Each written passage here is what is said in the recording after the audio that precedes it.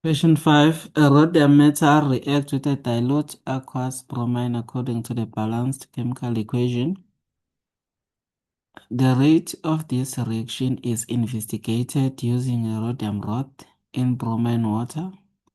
The rod was removed at regular intervals, washed, dried, and weighed. The rhodium rod was then placed into a solution again. The experiment was repeated using the same initial mass of rhodium and different concentration of bromine. The conditions of each experiment are shown in the table below, and the results of experiment 1 are shown in the graph that follows. The average rate of consumption of rhodium in experiment 1 is. Now, we are given the average rate of consumption. So this is the rate for experiment. Asks for reactant. Now, bathini-ke masibuka laphaya sine experiment 1, sine experiment 2. Concentration, square bracket means concentration. Even nama-unit asitshela noma per dm cube. For experiment 1 we have i-concentration yakhona ka-bromine. Experiment 2 we have i-concentration ka-bromine again. No bromine oreactor nobani? No rhodium. Okay. So la base besinikeza i-mass ka-rhodium la. Basinikeza ini? I-mass kabani? Ka-rhodium negraph yakhona for ubani? Experiment 1. Ukuthi ngesikhathi u-rhodium e-reactor no-bromine experiment 1 igraph ibe kanjani. So le graph le eyani? Eyama-reactant. Bona ngani ukuthi eyama-reactant? Ekaloyana uyi-reactant. Bona ngani ukuthi eyama-reactants? Bona ukuthi siqale sine-mass enkulu kodwa i-mass yethu inciphe ngokuncipha. So ukubani igraph yethu ibikanje bekuzoba igraph yani le yama-product. So since iyehla kanje yani yama-reactant. Okay, sikubonile lokho. Experiment 1 sine-concentration enkulu ka-bromine. Experiment 2 si-decrease-sile i-concentration ka-bromine. Fanele sazi-ke lokho ukuthi kuchaza ukuthini in terms of collision theory. Now, which substance is the limiting reactant in experiment 1? Ukhumbule, experiment 1 ku-reactor u-rhodium nobani? No-bromine. So, le igraph kabani? Ka-rhodium. Ukuthi besino-rhodium maybe asazi mhlambe ku-100 milligrams. Wa-reactor no-bromine iyahamba i-reaction ifike yaphela la at 10 minutes. So njengoba sekuqondile nje la khomba ukuthi the reaction is complete. So ithe reaction isiphelile kodwa bekusakhona immesi kabani? Ka-rhodium enjani? Esalile. Lokho kusitshela ukuthini-ke ngo-rhodium? Kusitshela ukuthi u-rhodium u-in excess, mningi kakhulu. Kusho ukuthi ubromine unjani? Uyi-limiting reagent. So sebeyabuza-ke la. Ukube bekuyigraph enje. Bekuyigraph enje.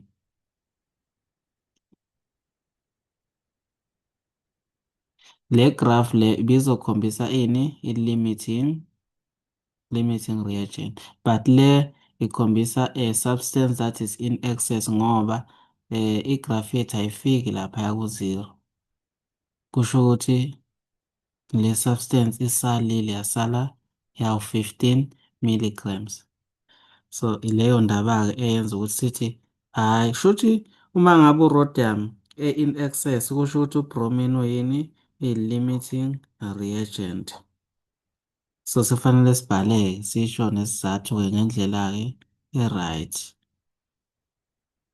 Sesingasho sithi-ke laphana umuntu oyi-limiting reagent ubani? u-Br2. Why ezoba i-limiting reagent? Bese siyasho ukuthi the mass of RH never reach the zero mark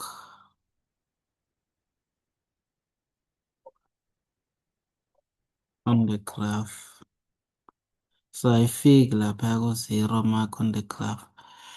Okay, how long did the reaction take for experiment one to reach completion? The reaction only took 10 min 10 sec 10 minutes. Yes, just 10 minutes. Calculate the initial mass of rhodium in milligrams using experiment one. So mawubuka-ke laphaya, mawubuka ama-unit, we have milligrams nobani no-minute. Kusho ukuthi sidivide nge-mass lana.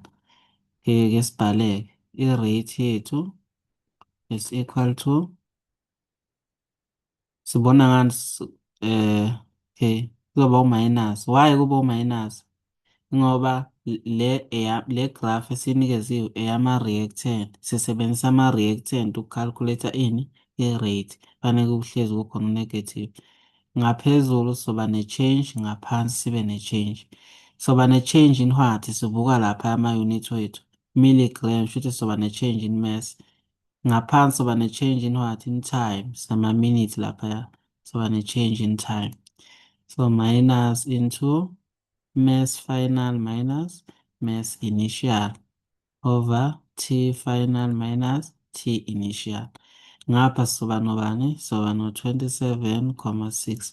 Loya negative ubalulekile. Simbona ukuthi igraph yethu eyani yama-reactant. Bani bekuyigraph enyuka kanje bese sobeka bani laphaya u-positive.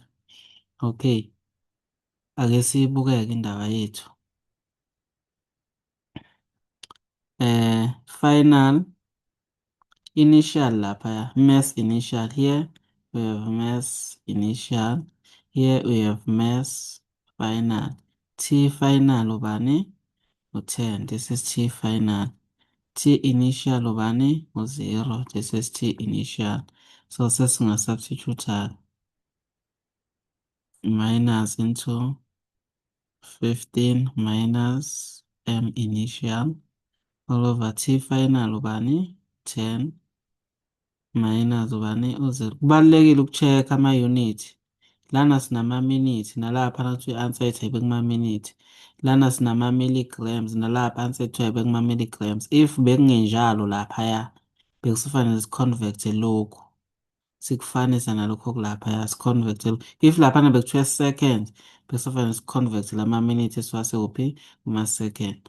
Now seso-times ngobani laphaya sekuzoba u-27,6 multiply by u-10. Sho sesisele no-minus into 15 minus mass initial. Sesingadivide ngo-minus, divide ngo-minus, sesizosala nobani? No-15 minus M initial. Sesishaya i-calculator laphaya. 27,6 times 10 kusinikeza bani? 27,6 negative angithi. So into esingayenza singathatha lo simlethe ngapha, kuzoba u-mass initial kuzofika se-positive 15, nalo simlethe ngapha kuzofika se-positive 276. So our initial mass bekubani? Beku-291 milligrams. That was our initial mass. Okay, bathini-ke laphaya? Bathi redraw the above graph in the answer book. On the same set of axes, draw the curve that will now be obtained for experiment 2. Label this curve as X.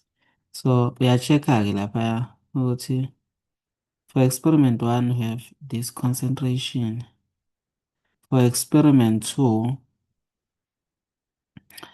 so nansi concentration ka-Br ebi-reactor nobani no-RH inkulu. Yabo indaba inkulu. Manje u-RH usezo-reactor nanasi i-concentration encane. kusho ukuthi sekuzosebenza u-RH omngakanani. Silindele ukuthi kusebenze u-RH omncane since sezo-reactor ne-concentration encane. Shuthi i-curve yethu izohamba nje iphelele eduzane. Ngeke ize izofika le reaction ethosheshe iphele ngoba manje u-RH use-reactor ne-concentration encane. Yebo indaba mhlawumbe sizothatha 5 minutes ukuthi iphele njengoba ubuka nje lapha. So bese uyilebula bani X usuyitholela u-2 marks wakho kufanele uku-analyze lapho nje ukuthi le reaction le izosheshe iphele ngoba concentration seyincane asemancane ama-reacting particles akhollaydayo for a successive rate or reaction rate. Igrafu yakho kufanele uyidwebe kanjeyana-ke.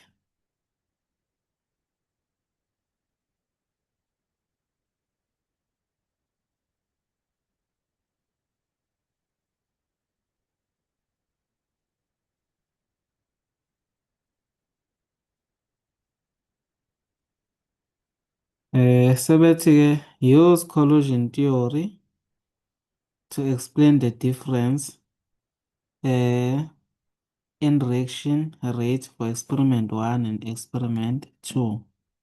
So unga-check-a-ke lapha njengoba silokhu sisho nje ukuthi for experiment 1 u-BR concentration yakhe incane.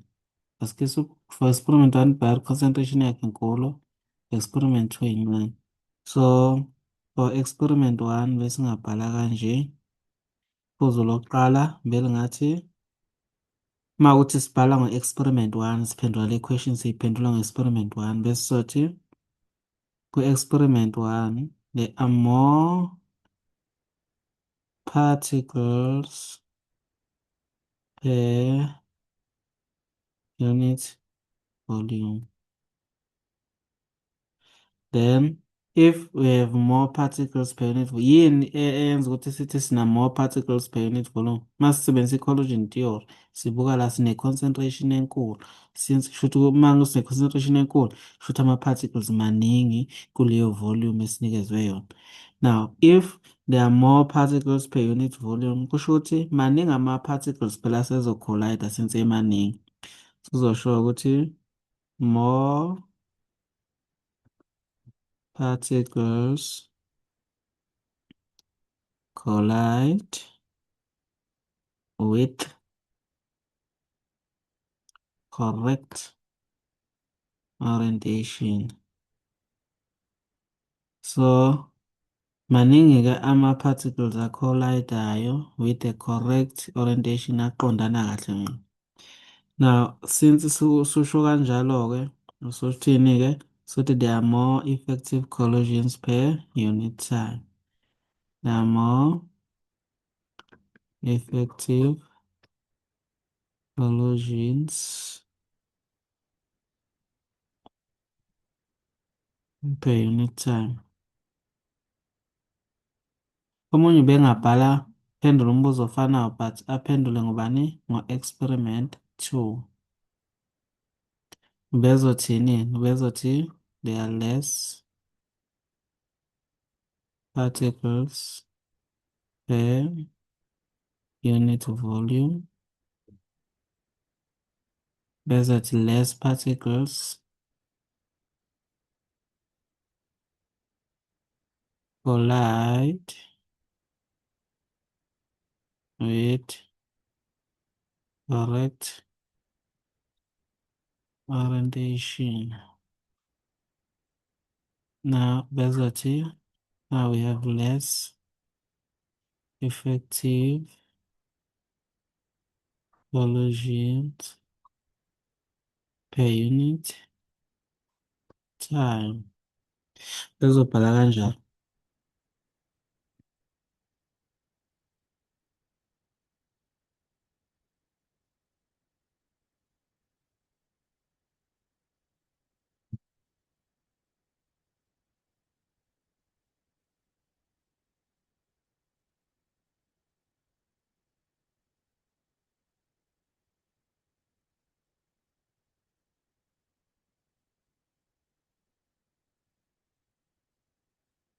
Uh, the reaction between rhodium and bromine is highly exothermic, and so the temperature must be kept at about 10 degrees Celsius.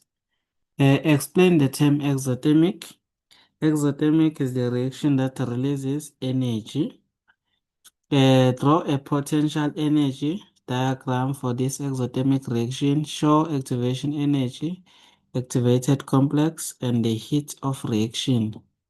So, revelation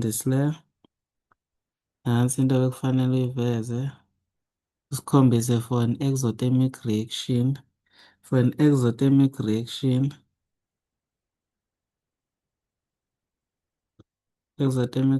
more energy is released. So, ukusuka la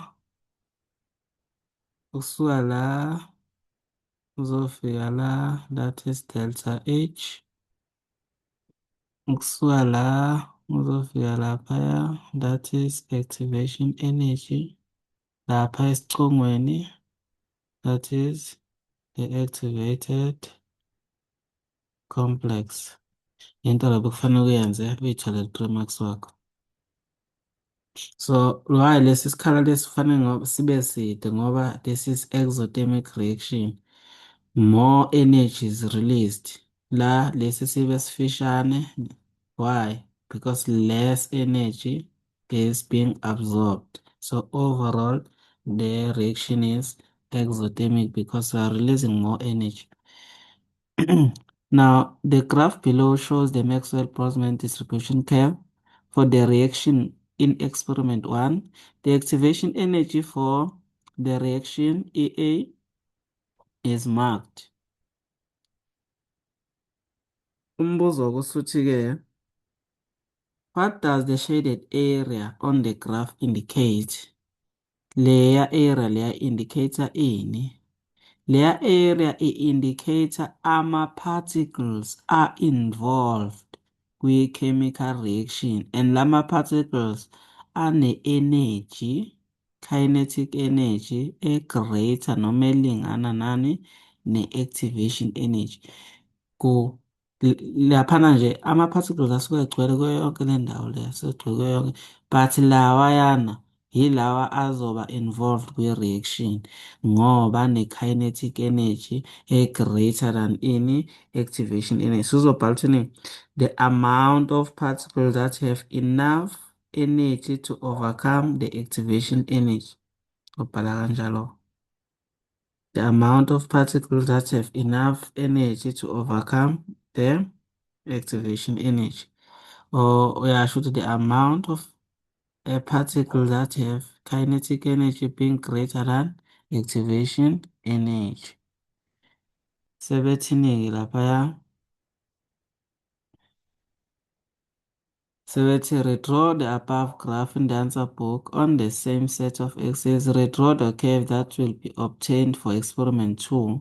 So bashintsheni for experiment 2 ba decrease ini i-concentration. So ba decrease i-concentration. So uma be decrease i-concentration igraph yethu siyibona izoba kanje. So lo bese umenza bo-X. Should uma be decrease i-concentration phela sinciphelwa yini? Ama-particles wethu aba mancane. Kodwa uma ngabe bebekhuluma ngenye into mhlambe bebe-increase ini i-temperature bese bethi redraw le graph le. Igraph yethu bezobukeka kanje.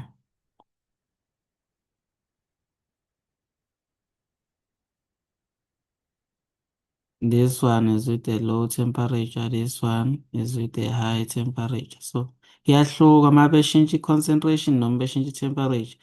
Niyibhekisise kahle le Maxwell Boltzmann distribution.